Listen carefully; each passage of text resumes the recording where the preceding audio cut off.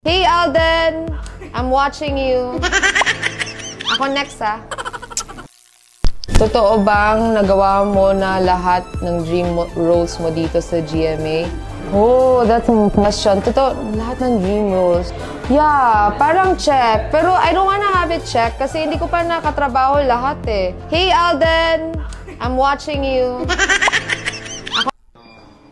Wink, wink, madam. Para medyo playful. Yan. Okay. Hands down. Kahit hindi naka-akbay pero hands down. Lagyan na sa pockets. Ito. Yan.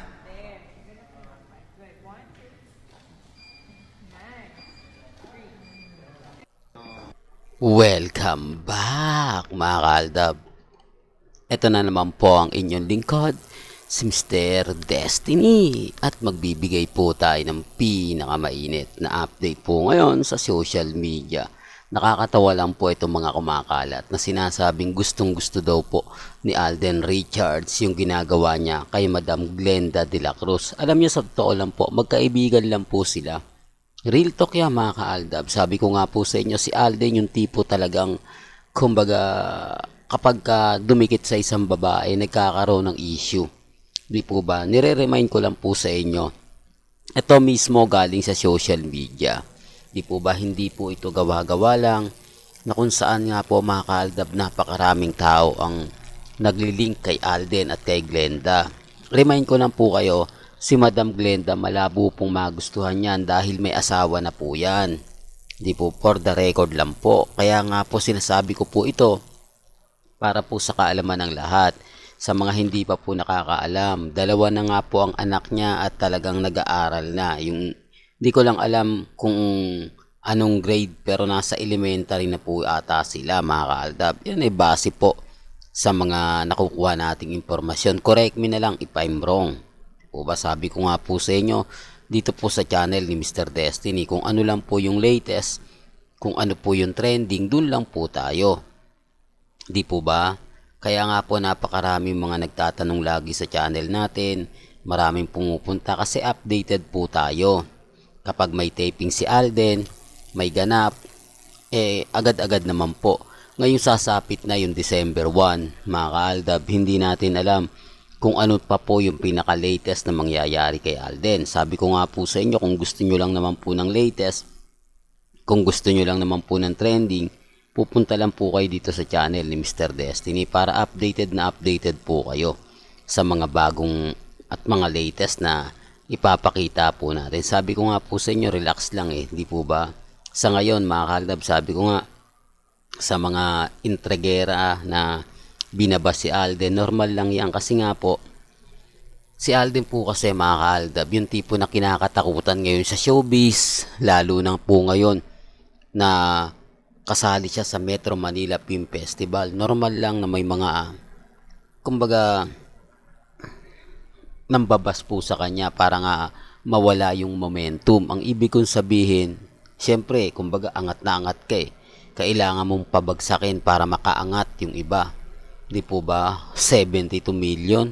Hindi pa masyado. Kumbaga, hindi pa kasama yung panghuling, di po ba? Talagang kakatakutan ka. Di po ba? Fake news yung nagsasabing hindi. Sinasabi ko lang po ito para po sa mga taong dumadaan at bumibisita sa channel natin. Alam nyo naman po sa channel ni Mr. Destiny, kung ano lang po yung latest, doon lang po tayo, di po ba? Pero bago tayo pumunta sa ating second update, kung bago ka lang sa channel na to at isa kang true-blooded Aldab Nation na nagmamahal po kila Mengay at Tisoy, tama po ang channel na pinuntahan mo, kaya consider na po kitang bagong subscriber. At huwag mong kalimutang i-share ang mga video po natin sa mga mami, sa mga titas at sa mga senior. Remind ko lang po dito po sa second update natin, may kanya-kanya tayong pananaw. May kanya-kanya tayong opinyon. Ganito po kasikat si Alden Richards. So, alam nyo naman po, itong si Beauty Gonzales ay talagang gustong-gustong makatrabaho si Alden Richards. Kasi, sa totoo lang po mga kaaldab, sabi ko nga po sa inyo, ganito kasikat si Alden. Kasi kung hindi po siya sikat at talagang pinagpepestahan, sa dami po ng mga mas sikat kay Alden sa GMA, siya agad yung sinasabing gusto makatrabaho. Di po ba? Sabi ko nga po sa inyo, relax lang.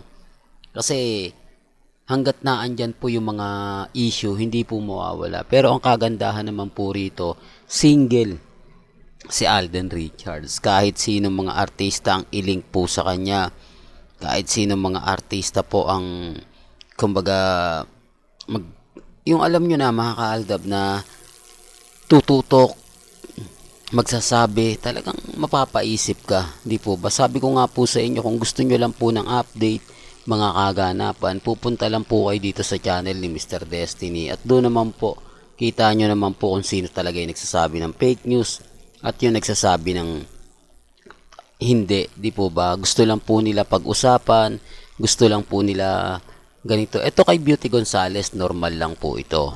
Di po ba? Sinasabi kasi ng iba na talagang gamit na gamit si Alden. Yan ang sinasabi ko. Ito yung pinapaliwanag ko, mga kaaldab, na mas gagamitin nila si Alden. Kaya nga po hindi si Alden ang gumagamit kay Maine. At hindi naman po gagamitin ni Maine si Alden para po sa kanya. Ang E80 po yung gagamit niyan. Ang E80 po ang kumbaga gagamitin si Alden Richards para sa kanila. Pag-angat. Di po ba? Para lang klaro. Para lang po sa kaalaman ng lahat. Ako, sabi ko nga po sa inyo, may mga bagay-bagay nga po na mahirap nga po talagang ipaliwanag, di po ba? Tapos ngayon, may bagong show si Mengay, di po ba? Siyempre, yung bagong show ni Mengay, tapos naglabas ng latest post sa si Bossing, yung mana-mana. Kaya, ang sabi, karamihan ang sinasabi na, yun nga po, na si Bossing nga po raw yung makakasama niya, di po ba? Parang sinasabi nilang 101% Mr. Destiny, yun na nga yun, yung mana-mana. Dahil naglabas na nga po si Bossing, okay lang naman po yun.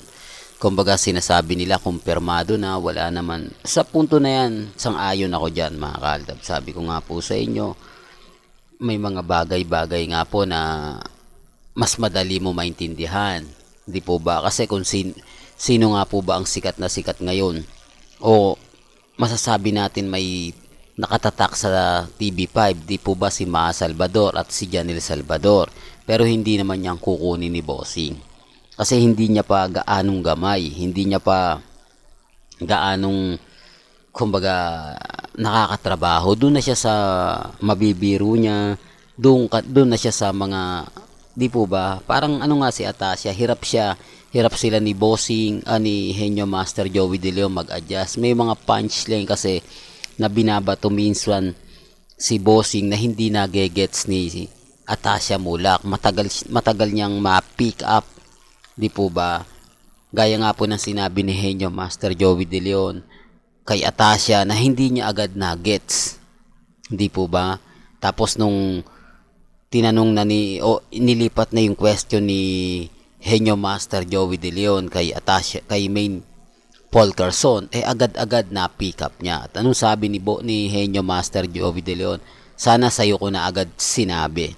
May mga punchline kasi mga kaaldab na maganda siya kapag ka na-pick up mo agad-agad. Pero kapag hindi, kumbaga hindi na maganda, di po ba? Although maganda yung binato mo dahil may intindihan na sa huli, di po ba? Pero yung pick up na ganito ganyan, matagal, di po ba? Sabi ko nga po sa inyo, kung ano lang po yung latest, kung ano lang po yung trending, doon lang po tayo. Huwag po kayong basta-basta maniniwala sa mga sinasabi at pahayag po ng iba. Di po ba? Dito naman po sa channel ni Mr. Destiny, 101% updated po kayo. Ano man po yung mga nababasa ninyo, napapanood ninyo, napapakinggan, relax lang. Di po ba? Ilan naman po yung importante. Sabi ko nga, kung pupunta kayo sa channel ni Mr. Destiny, lahat po na mga gusto nyo pong malaman, pabor man o hindi, updated po kayo. Well, hanggang dito na lang po yung updates natin mga kaaldab. Kaya kung gusto nyo pa po ng pinaka-latest at sariwang update, abay tumutok lang po kayo dito po sa channel ni Mr. Destiny para updated po kayo sa mga bago at sa mga latest na i-upload po natin. maya-maya lang. Hanggang sa muli, salamat po sa panonood at pakikinig.